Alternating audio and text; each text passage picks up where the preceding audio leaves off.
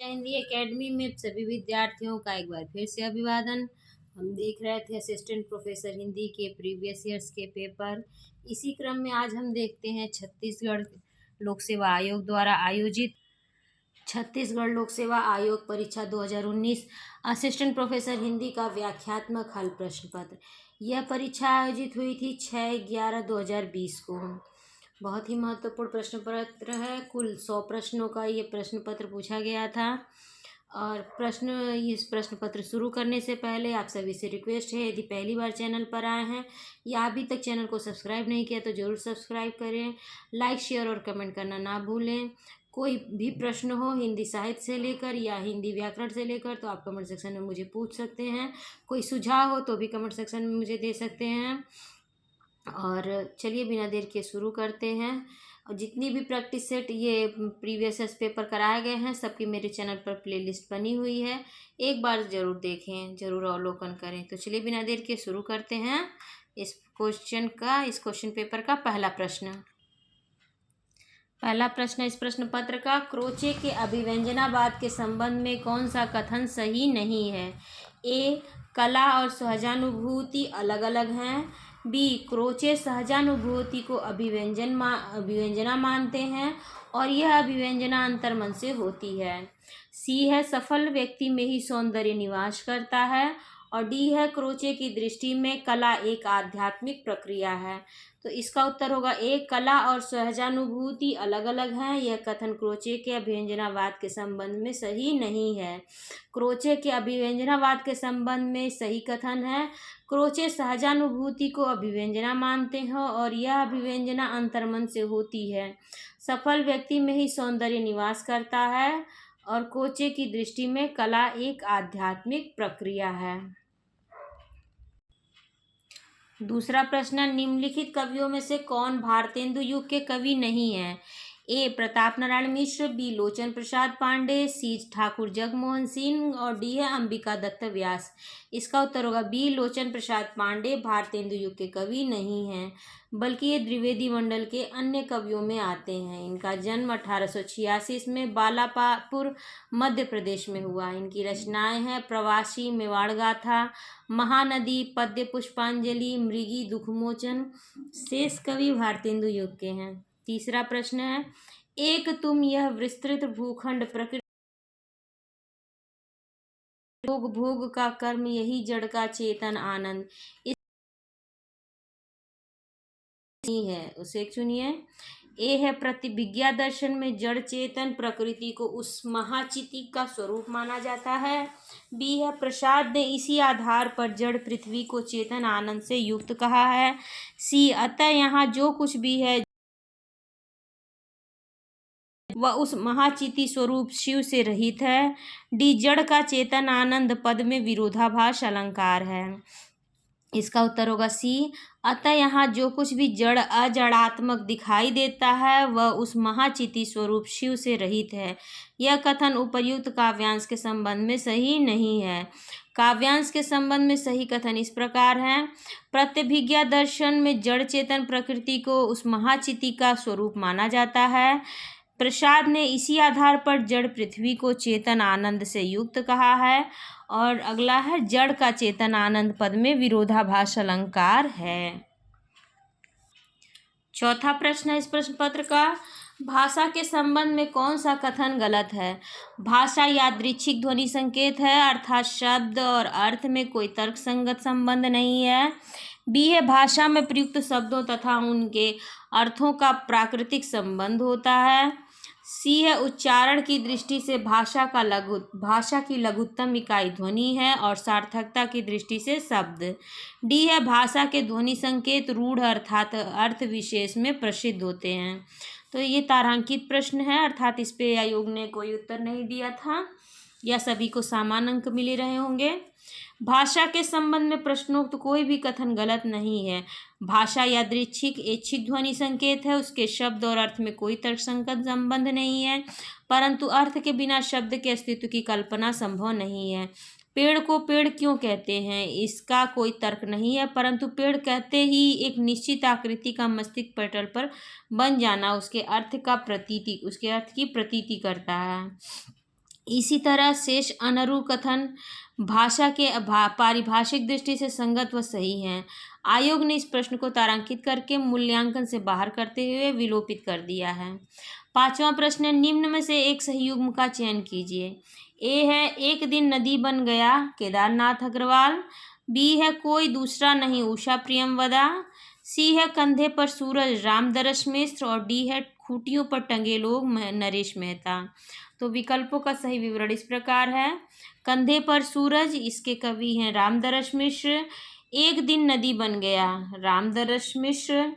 कोई दूसरा नहीं, कुंवर नारायण। और खूंटियों पर टंगे लोग, सर्वेश्वर दयाल सक्सेना। खूंटियों पर टंगे लोग रचना पर सर्वेश्वर दयाल सक्सेना को 1983 में मरणोपरांत साहित्य अकादमी पुरस्कार से सम्मानित किया गया। छठवां प्रश्न है, रचना और रचनाकार की दृष्टि से एक सुमेल गलत है, उसे चुनिए। हिम किरीटनी, माखनलाल चतुर्वेदी। बी है हम विष पाई जन्म के, बालकृष्ण शर्मा नवीन। सी है जूही की कली, निराला। डी है बादल राग पंत। तो देखिए बादल राग पंत की रचना नहीं है। बादल राग पंत की रचना और रचनाकार की दृष्टि से सही सुमेलित नहीं है। इसका सही उत्तर होगा बादल राग सूर्यकांत त्रिपाठी निराला की है। हिम किरीटनी माखनलाल चतुर्वेदी की, हम विस्पाई जन्म के बालकृष्ण शर्मा नवीन की। और जूही की कली भी निराला की है।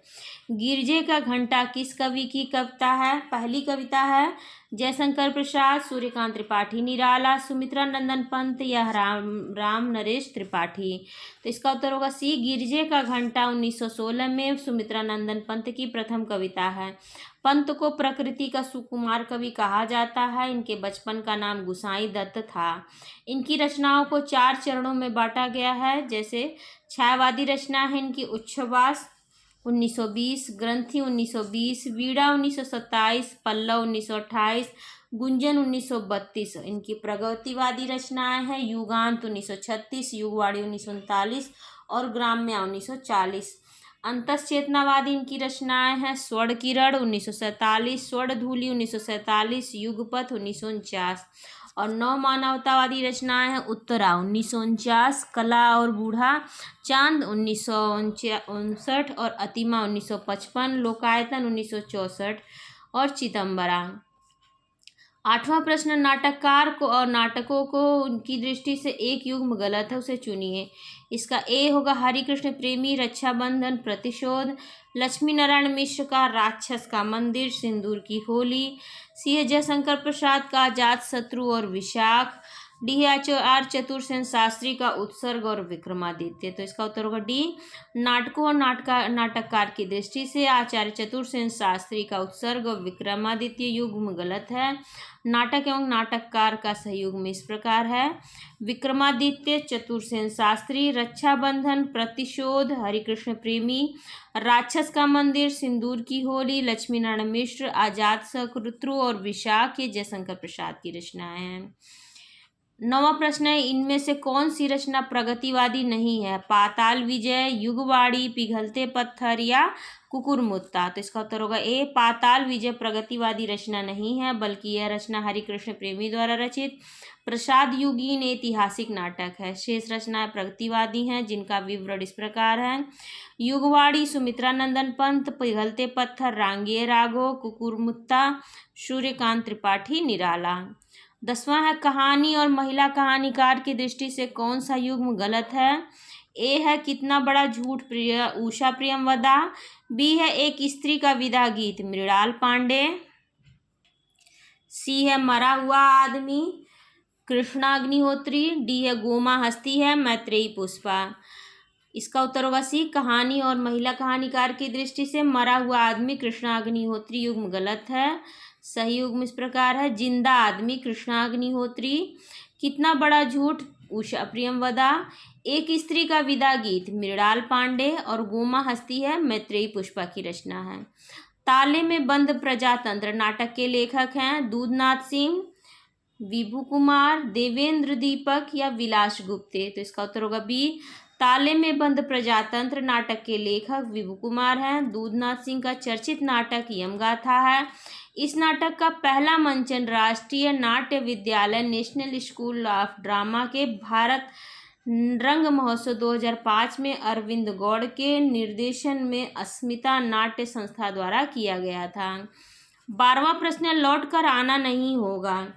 इस संस्मरण के लेखक हैं विष्णुकांत शास्त्री, कृष्णा सोबती, अमृतलाल नागर, डॉक्टर कांति कुमार जैन। इसका उत्तर होगा डी, लौट कर आना नहीं होगा। संस्मरण के लेखक हैं डॉक्टर कांति कुमार जैन। इनके अन्य संस्मरण हैं तुम्हारा परसाई, जो कहूँगा सच कहूँगा, अब तो बात फैल गई। विष्णुकांत शास्त्री के संस्मरण है संस्मरण को पाथेय बनने दो, सुधिया उस चंदन के बन की 2 भाग में, हम हशमत 3 भाग में, शब्दों के आलोक में शोभती एक सोहबत अमृतलाल नागर का संस्मरण है जिनके साथ जिया। 13वां प्रश्न, तुलसी की विनय पत्रिका के संबंध में कौन सा कथन असत्य है। विनय पत्रिका तुलसी के आकुल अंतर की चित्त स्पर्शी पुकार है। बी, विनय पत्रिका की साहित्यिक अवधि भाषा प्रौढ़, प्रांजल, सुव्यवस्थित और अर्थ गौरव संपन्न है। सी है, विनय पत्रिका तुलसीदास की भक्ति भावना की परम परिणति है। डी है, विनय पत्रिका कलि पीड़ित लोक के प्रतिनिधि तुलसी का आत्मनिवेदन है। इसका उत्तर होगा बी, विनय पत्रिका की साहित्यिक अवधि भाषा प्रौढ़, प्रांजल, सुव्यवस्थित और अर्थ गौरव संपन्न है। यह कथन तुलसी की विनय पत्रिका के संबंध में असत्य है। विनय पत्रिका के संबंध में सत्य कथन है, विनय पत्रिका तुलसी की आकुल अंतर का मर्मस्पर्शी पुकार है। विनय पत्रिका तुलसीदास की भक्ति भावना की परम परिणति है। विनय पत्रिका कलि पीड़ित लोक के प्रतिनिधि तुलसी का आत्मनिवेदन है। 14वां प्रश्न, निम्न में से कौन सा उपन्यास मेहरुन्निसा परवेज का है।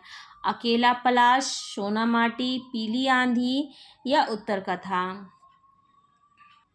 इसका उत्तर है ए, अकेला पलाश उपन्यास मेहरुन्निसा परवेज का है।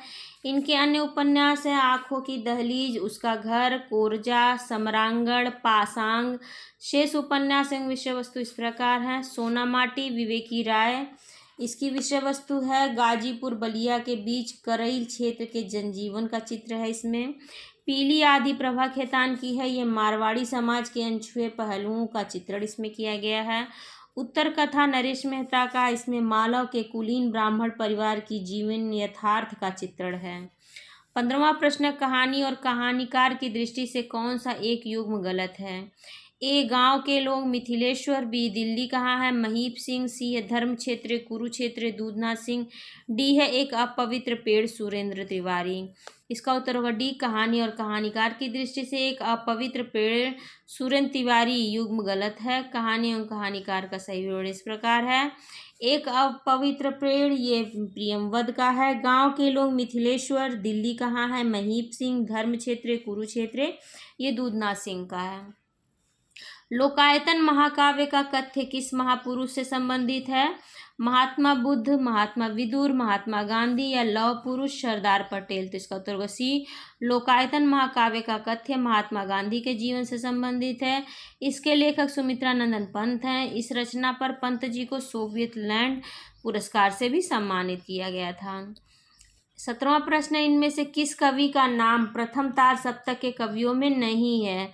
गिरिजा कुमार माथुर, अज्ञेय, मुक्तिबोध, केदारनाथ सिंह। इसका उत्तर होगा डी, केदारनाथ सिंह का नाम प्रथम तार सप्तक के कवियों में नहीं है। केदारनाथ सिंह का नाम तीसरे सप्तक में आता है।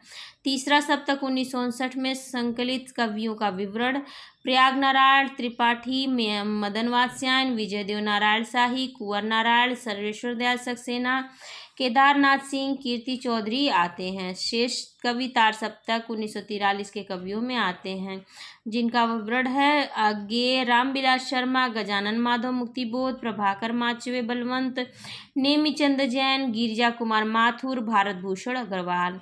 18वां प्रश्न, निम्न में से कौन सी एक रचना गिरिजा कुमार माथुर की नहीं है। ए, नाश और निर्माण, बी है धूप के धान, सी है शेष यात्रा, डी है शिला के पंख चमकीले। इसका उत्तर है सी, शेष यात्रा रचना गिरिजा कुमार माथुर की नहीं है बल्कि यह उषा प्रियमवदा की उपन्यास विधा की रचना है। नाश और निर्माण, धूप के धान, शिला पंख चमकीले गिरिजा कुमार माथुर की रचनाएं हैं। 19वां प्रश्न, जुनेजा मोहन राकेश की किस रचना का पात्र है। आषाढ़ का एक दिन, लहरों के राजहंस, शायद और अहंग, डी है आधे अधूरे। इसका उत्तर होगा डी जुनेजा। मोहन राकेश के आधे अधूरे नाटक का पुरुष पात्र है। शेष सभी नाटक मोहन राकेश के हैं, जिनका विवरण इस प्रकार है।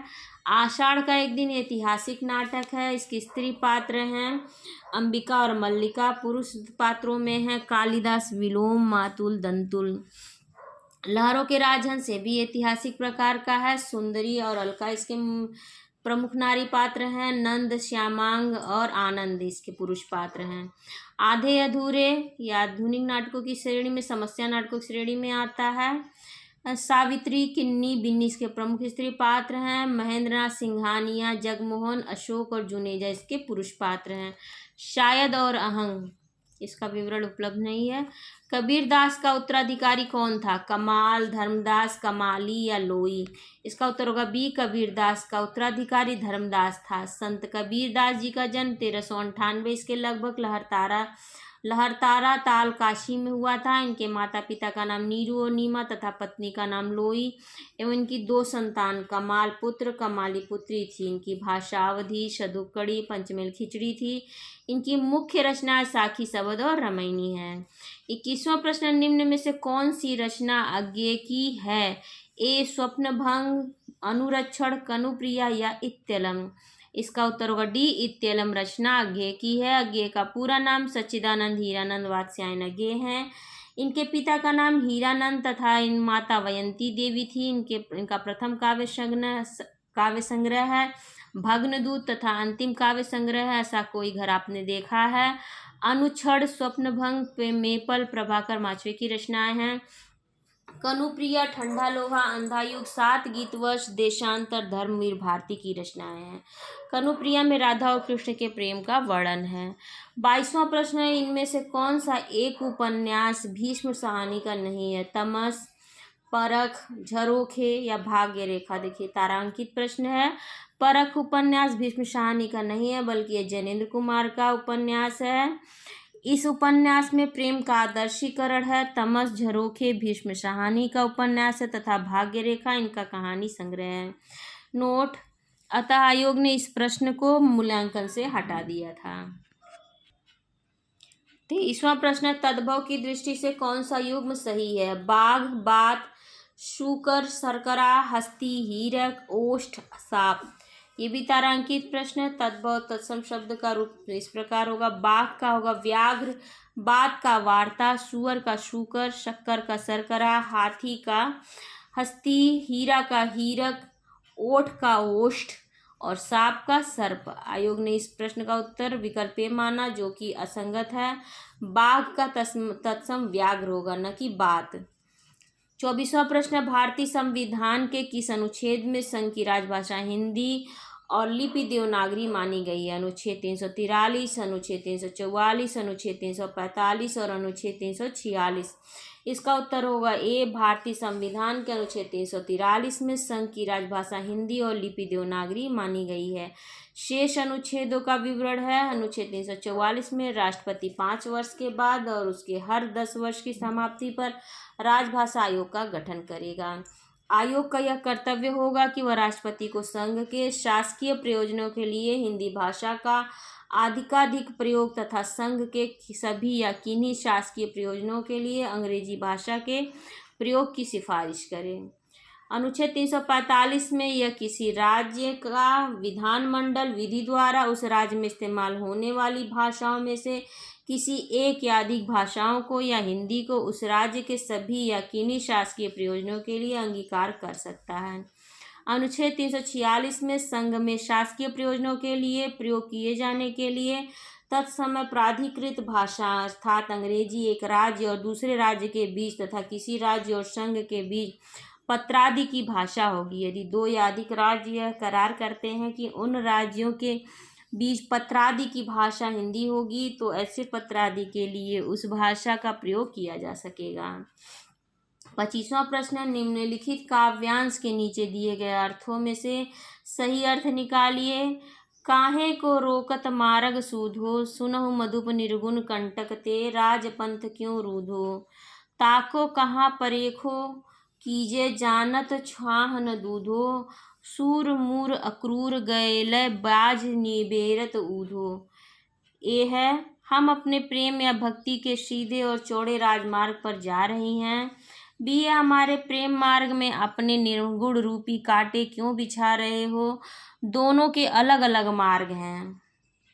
सी है, भक्ति और ज्ञान के संबंध में सूर का यही मत है कि वे ज्ञान विरोधी नहीं बल्कि भक्ति विरोधी ज्ञान के विरोधी हैं। डी है, हमारे मूलधन कृष्ण को आक्रूर ले गए और अब ये उधो ब्याज के रूप में उनकी यादें देने आए हैं। तारांकित प्रश्न है, दिए गए काव्यांश का आशय इस प्रकार है।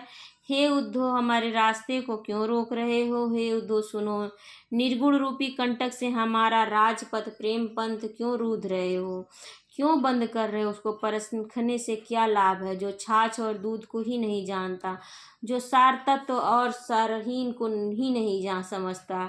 सूरदास संकेत करते हैं कि गोपियां कहते हैं कि हमारा मूल जमा पूंजी अक्रूर ले गए और अब उद्धव शेष बचे हुए ब्याज को वसूलने आए हैं। आशय है कि गोपियां उद्धव को उलाहना देते हुए कहती हैं कि अपने निर्गुण रूपी कंटक से हमारा प्रेम रूपी राजपथ बंद कर दिया है, रोक दिया है।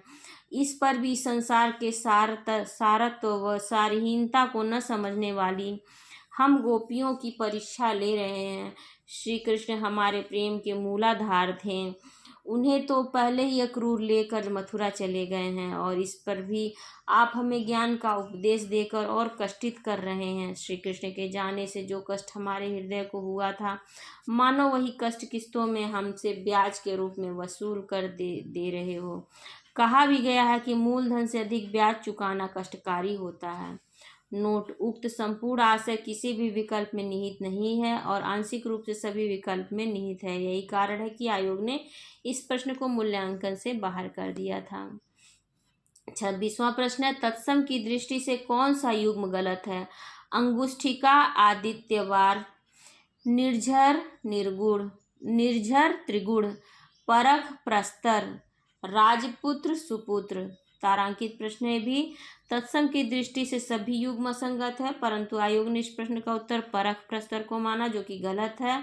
तद्भव तत्सम का सही रूप इस प्रकार होगा। तत्सम तद्भव की भी पूरी प्लेलिस्ट मेरे चैनल पर बनी हुई है। अंगुष्ठिका अंगूठी, आदित्यवार इतवार, निर्झर झरना, त्रिगुण तिगुना, राजपुत्र राजपूत, सुपुत्र यानी कि सपूत। 27वां प्रश्न है, घनानंद कवि के दीक्षा गुरु का नाम है। वृंदावन देव, निम्बारकाचार्य, मध्वाचार्य या वल्लभाचार्य। तो इसका उत्तर होगा ए, घनानंद कवि के दीक्षा गुरु का नाम वृंदावन देव है। घनानंद का जन्म 1689 ईस्वी बुलंदशहर में हुआ था। इनकी प्रेयसी गणिका सुजान तथा आश्रयदाता मोहम्मद शाह रंगीला थे। इनकी मृत्यु 1739 ईस्वी में वृंदावन में हुआ। घनानंद के संदर्भ में आचार्य शुक्ल की कुछ महत्वपूर्ण रिक्तियों का विवरण इस प्रकार है।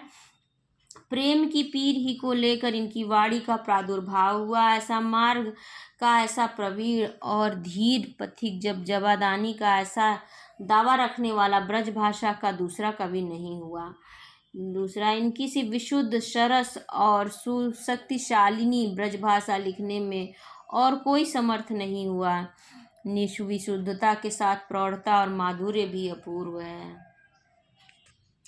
28वां प्रश्न, निम्नलिखित युग्मों में से एक युग्म सुमेलित नहीं है, उसे चुनिए। मुंशी सदा सुखलाल, मुंतखब वारीख, इंशाअल्लाह खां, रानी केतकी की कहानी, लल्लू लाल, बैताल पचीसी और सदल मिश्र, प्रेम सागर। इसका उत्तर होगा डी।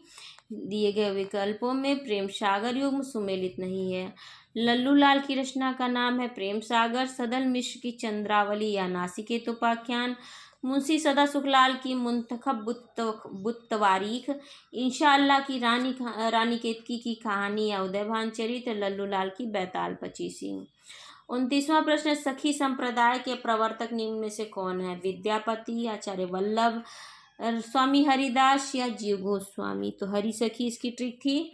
सखी संप्रदाय के प्रवर्तक स्वामी हरिदास हैं। इस संप्रदाय की स्थापना स्वामी हरिदास ने वृंदावन में निम्बार्क मंत्रांतर्गत स्थापित किया। इसे टाटी संप्रदाय के नाम से भी जाना जाता है। इस संप्रदाय में निकुंज बिहारी, श्री कृष्ण सर्वोपरि हैं। अकबर के दरबारी गायक तानसेन स्वामी कवि हरिदास के शिष्य थे। विद्यापति के गुरु का नाम पंडित हरि मिश्र था। विद्यापति बिहार प्रांत के दरभंगा जिले के विपसी नामक गांव के निवासी थे। इनके ग्रंथ हैं कीर्तिलता, कीर्ति पताका अवहट्ठ भाषा में तथा पदावली गोरक्ष विजय नाटक मैथिली भाषा में है। 30वां प्रश्न है, जयशंकर प्रसाद रचित स्कंदगुप्त नाटक के पात्रों के विषय में कौन सा कथन गलत है? ए पड़दत्त मगध का महानायक है। बी देवसेना बंधुवर्मा की बहन है। सी स्कंदगुप्त युवराज है। डी महादेवी या भूकंप के समान हृदय को हिला देने वाला व्यक्ति कौन है? ओह मेरा तो सिर घूम रहा है। यह कथन प्रपंच बुद्धि का है। इसका उत्तर होगा डी महादेवी या भूकंप के समान हृदय को हिला देने वाला व्यक्ति कौन है? ओह मेरा तो सिर घूम रहा है। यह कथन प्रपंच बुद्धि का है। जयशंकर प्रसाद रचित स्कंदगुप्त नाटक के पात्रों के विषय में कथन गलत है। स्कंदगुप्त नाटक के पात्रों के विषय में शेष सभी कथन सही हैं, जो इस प्रकार हैं। पड़दत्त मगध का महानायक है। देवसेना बंधुवर्मा की बहन है और स्कंदगुप्त युवराज है। 31वां प्रश्न, अलमारी किस भाषा का शब्द है? पुर्तगाली, अंग्रेजी, रूसी या फ्रेंच? तो ए अलमारी पुर्तगाली भाषा का शब्द है। पुर्तगाली भाषा के अन्य शब्द हैं काजू, पपीता, मेज, आलपीन, गोभी, इस्पात, बाल्टी, तौलिया, तंबाकू, चाबी, कमरा इत्यादि। अंग्रेजी भाषा के शब्द coat, party, pen, doctor, union, college, court इत्यादि रूसी भाषा के शब्द हैं। वोदक, रूबल, स्पुतनिक इत्यादि फ्रेंच भाषा के शब्द हैं। अंग्रेजी के शब्द हैं कूपन, कारतूस, रिपोर्ताज फ्रांसीसी भाषा के शब्द हैं। प्रयोगवाद के संदर्भ में कौन सा कथन असत्य है? प्रयोगवादी कविता ह्रासोन्मुख मध्यवर्गीय समाज के जीवन का चित्र है। प्रयोगवादी कविता यथार्थवादी है। सी है प्रयोगवादी कविता में भावुकता की प्रधानता है। डी है गिरजा कुमार माथुर प्रयोगवादी कवि हैं। इसका उत्तर होगा सी, प्रयोगवाद के संदर्भ में प्रयोगवादी कविता में भावुकता की प्रधानता है। यह कथन असत्य है। से सभी कथन सत्य हैं, जिनका विवरण इस प्रकार है। प्रयोगवादी कविता ह्रासोन्मुख मध्यवर्गीय समाज के जीवन का चित्र है। प्रयोगवादी कविता यथार्थवादी है। गिरजा कुमार माथुर प्रयोगवादी कवि हैं। 33वां प्रश्न है, खड़ी बोली हिंदी या राष्ट्रभाषा यूं ही ज्यों का कि त्यों नहीं बन गई। खान से निकलने के बाद हीरा तुरंत राजगृहित नहीं हो जाता, उसका परिष्कार होता है। इसी तरह भाषा का परिष्कार होता है। यह कथन किसका है? ए आचार्य रामचंद्र शुक्ल, बी आचार्य हजारी प्रसाद द्विवेदी, सी आचार्य किशोरीदास वाजपेयी या डी आचार्य नंदुलारे वाजपेयी। इसका उत्तर होगा सी, खड़ी बोली हिंदी या राष्ट्रभाषा की ज्यों की त्यों नहीं बन गई। खान से निकलने के बाद हीरा तुरंत राजगृहित नहीं हो जाता, उसका परिष्कार होता है। इसी तरह भाषा का भी परिष्कार होता है। यह कथन आचार्य किशोरीदास वाजपेयी का है। तो कुल 33 प्रश्न ये हो चुके हैं। वीडियो काफ़ी लंबी हो रही है, इसलिए मैं इसे अभी यहीं पर विराम देना चाहती हूँ। 34वें प्रश्न से इसके अगले भाग में वीडियो बनेगी। तब तक यदि हिंदी साहित्य या हिंदी व्याकरण से संबंधित कोई प्रश्न हो, कोई सुझाव हो, तो आप कमेंट सेक्शन में ज़रूर पूछिए। लाइक, शेयर और कमेंट जरूर करिए। अपने एजुकेशनल ग्रुप में से ज़रूर शेयर करें। अपने पढ़ने वाले बच्चों तक इसे ज़रूर पहुंचाएं। तो चलिए, इसी शब्दों के साथ आप सभी का एक बार फिर से बहुत बहुत धन्यवाद।